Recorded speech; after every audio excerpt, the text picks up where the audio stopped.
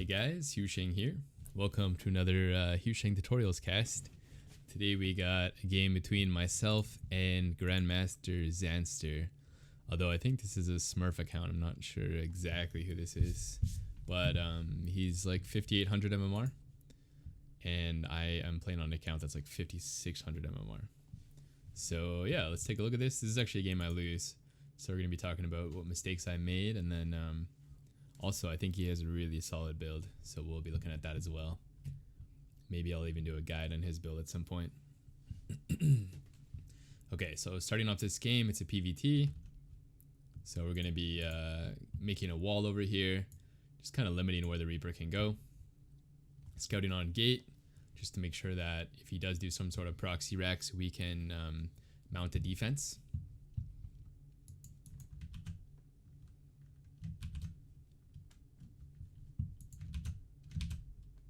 There we go.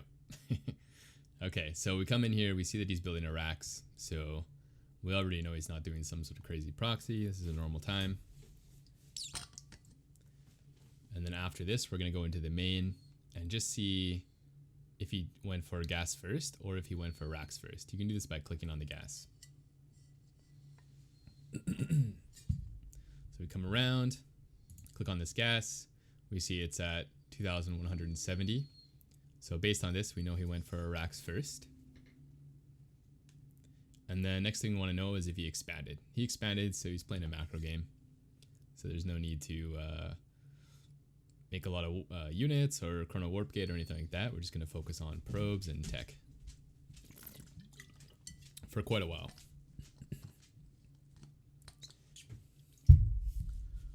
So I think my plan in this game was to open up blink stalkers.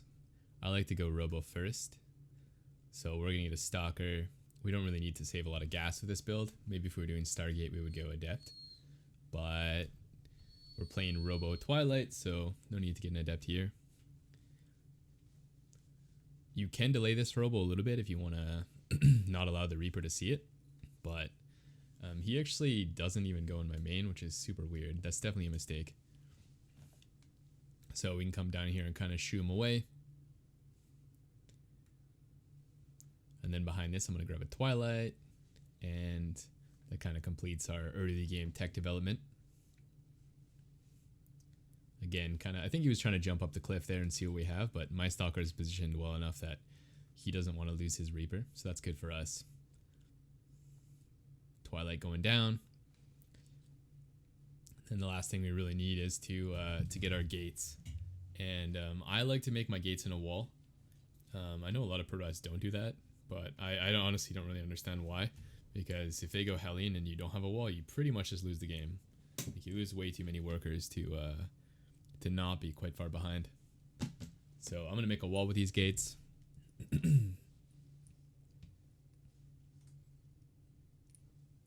One observer going into blink. I had a second observer there queued up, but cancel that. We don't really want that second observer just yet, just so we can start the blink a little quicker. Second gas, 2 pylons. Just a standard blink opening. I think I wrote a guide on this build, so you can go check my videos and find that if you're interested. Okay, now we have blink. We can get the second observer. I'm going to go up to like 3 observers, I think.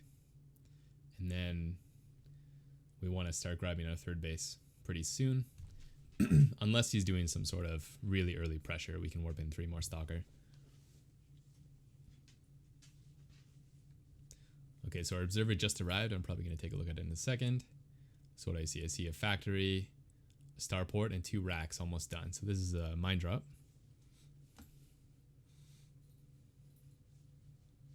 So I have 1 pylon in the bottom left if you want to watch that pylon.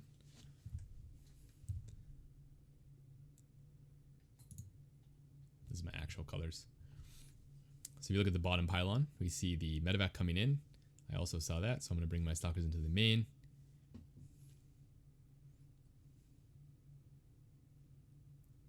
Wait till he starts dropping, then pull. That way he can't not drop them, because if you pull too early, he can just go drop them at another base, and then you have to deal with all your probes being off the line. So you want him to start dropping first.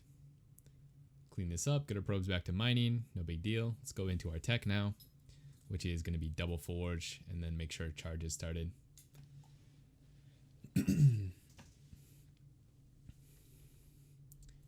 kind of forgot his medevac here, which was weird. That doesn't usually happen at this MMR. Yeah, we're going into double forge now. We have our observers getting into nice positions. Kind of looking out for drops and stuff in the mid game. You might notice I'm not really scouting too much though, because it doesn't really matter what he's doing. He can't move out until stim's done. And if you look at the production tab, you can see that stim is quite far away. So you're kind of playing like Sim City right now, as long as you know when he got his racks. Now here's where I make a mistake. And you'll see why it's a mistake later, but I got my sentries before I got my upgrades, and that's going to mean that they're not done for his push. So that's one of my critical mistakes this game. These should be able to be finished by like 7, but I don't think in this game they're not going to be done until like 7:30 at least. So that was quite the mistake. I mean, it wouldn't matter at Masters, but at this level it definitely matters. Okay, right now I'm looking around with my observer for a third base, because if he's doing a 2 base all in, I don't really want to tech up from here. But if he does get a third base, I want to start getting additional tech. So right now I'm just kind of preparing for the push, the 2 base push. I moved my stalkers out so I can pick off some units. And for some reason, 3 of my stalkers would only ever shoot, so I injured like all his marines. But whatever. Just make sure you don't exclusively micro, and make sure you get your warp in still. This was also another mistake, warping in zealots here. And the reason this is a mistake is because he doesn't have any tanks. His army is like mine heavy.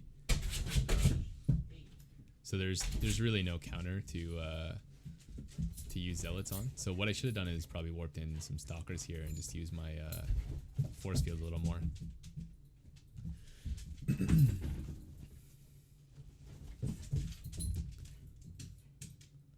Nice force fields here, but he also picks them up really well, so it doesn't go so great. Yeah, I think right now we're pretty even. I think he did the attack pretty well. Maybe I'm slightly ahead, but he still has quite a big army, so the SCV difference is kind of deceiving, I think. He also still has his Raven too, so his next attack is going to be pretty strong. And I know he expanded now. I saw that with my observer. So I'm going into a Robo Bay and a Robo. And then I'm also grabbing a 4th, which in this particular game is probably why I lose. But it's actually okay to do that as long as your opponent's playing macro. But he's kind of doing this tricky like 2.5 base all in, where he gets the 3rd base, he gets the 3rd command center, but he doesn't really take the gases and fully make workers for it. So if we were making units right now and like not getting this 4th base and maybe not getting some cannons, which I get in a second, we can definitely hold his next push. But he kind of tricks us, getting the 3rd base, not making tons of SCVs, and just doing this big secondary push. You can see I'm being really greedy. I haven't warped in any units in quite a while. I'm trying to get up to Colossus and 2-2. And I'm kind of preparing for like some drops going into the macro game, but he just does a frontal push. I'll go to everyone cam. Yeah, so he basically never finished making SCVs for this base, and he's just been pumping tons of bio out on 5 racks, which maybe should have been a clue for me that he was going to do this, because he got these extra 2 racks quite fast. And then he pulls all his SCVs. He's got 3 ghost. I think this is a really nice build. I like it.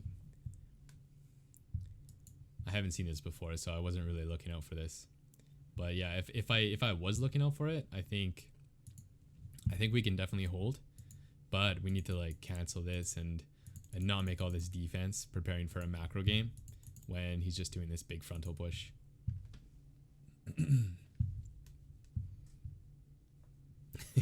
Our army's super tiny.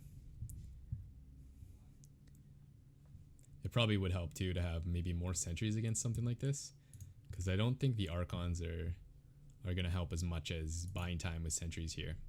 Like if we can just do 3 force fields, maybe that's 4, and then buy time like maybe 40 seconds. That'd be enough to maybe get an army big enough to kill this.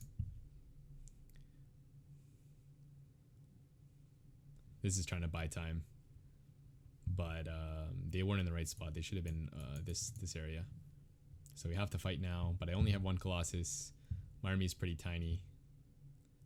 And yeah, he kind of rolls us over, which I was super surprised about in the game. I was thinking we were in a pretty decent spot. Our mine defense drop was pretty good, and then this fight went okay earlier.